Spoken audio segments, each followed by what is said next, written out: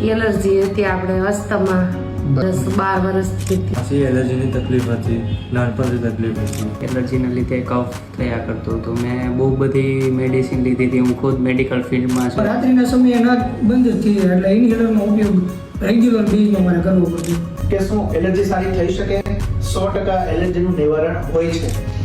અગર છોકરાઓને એલર્જી હોય તો એ ભણવામાં થાકી ગયા હોય છે, કારણ કે શરદી ખાંસીના કારણે પ્રોપર ધ્યાન નથી દઈ શકતા. અગર જોબ વર્કર કે ધંધાવાળાને એલર્જીની તકલીફ હોય તો એ ધંધામાં પ્રોપર ધ્યાન નથી દઈ શકતા. મહિલાઓને હોય તો એ ઘરકામમાં પ્રોપર ધ્યાન નથી દઈ શકતા. આ રીતે એલર્જી પીછો જ નથી છોડતું. તો એના નિવારણ માટે શું કરવું જોઈએ? આપણી પાસે અમુક એવી કુદરતી ઔષધિઓ છે કે જે એલર્જીને જડમૂળમાંથી ધીમે ધીમે લોહીમાંથી જ બહાર નીકાળી શકે અને સંપૂર્ણપણે રાહત આપી શકતી હોય છે.